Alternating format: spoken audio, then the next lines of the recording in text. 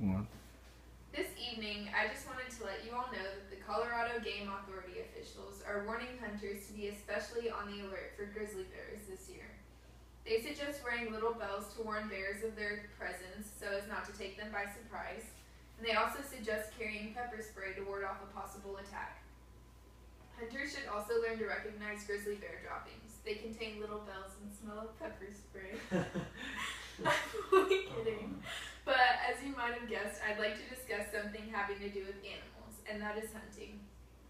Many people have different opinions on the matter, but it's something that I've been doing since I was just a little girl. You may be thinking something along the lines of, how could someone kill a poor innocent animal? But just maybe I can show you that hunting goes far deeper than just killing an animal. My goal is to explain why we hunt and that it's much more than doing just that. First of all, I would like to discuss why we hog hunt and my personal experience with it. Hog hunting may have been one of the scariest experiences in my life. Hogs are extremely dangerous animals which are invasive, destroy habitats, and spread diseases according to the Conservation Commission of Missouri. Hog hunting is an uphill battle until you're back into a safe place. Each state has its own restrictions on how many hogs a hunter can shoot, which is usually based on the population of them in the specific area. For example, in Texas and Florida, there is no bag limit, meaning a shooter can take as many hogs as he or she would like. This information was provided by the Fish and Wildlife Conservation Commission. The hunting season length also depends on the population, which gives the animals a fair chance to reproduce. Because of the ridiculously high population of hogs, the 50 southern counties in Texas allow hog hunting year-round, which can be found on Texas Parks and Wildlife website. The amount of hogs over here is like the number of pieces of sand on the beach. My first time hog hunting was terrifying, considering I was only 10 yards away from 2 hogs, and I was only 12 years old. My dad stood behind me and told me to take a deep breath and to be confident in my shot, then pull the trigger. He told me to push the stock firmly into my shoulder, which is the back of the gun that's held up against your shoulder. It took me an eternity to finally pull the trigger, but I did it. One hog ran, which had me worried, but I looked back and saw the other one laying on the ground with the perfect shot, and here's a picture of that.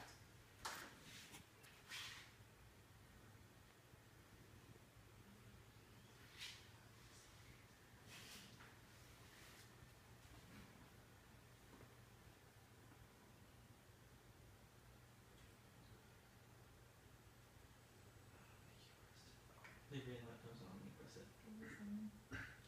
There. Okay, well, I'm just gonna go. There. There it is.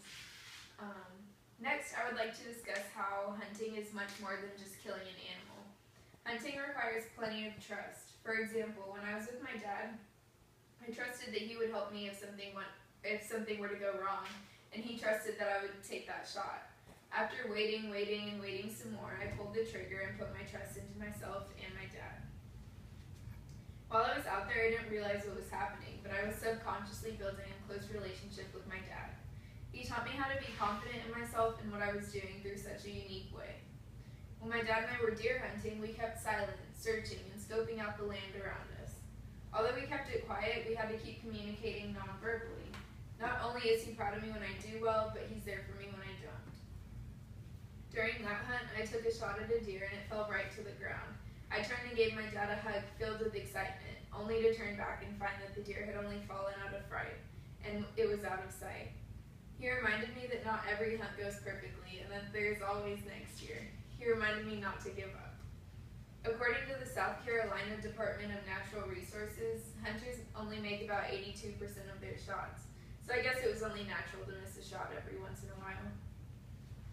Those are just some facts and personal experiences I've had with hunting. There are plenty of opinions on hunting, so I hope that sharing these statistics and personal stories shows a different view to it. There are several regulations on when and how much someone can hunt, and tons of life lessons to be learned, such as trust. I hope someday each of you gets a chance to go hunting and make some memories of your own.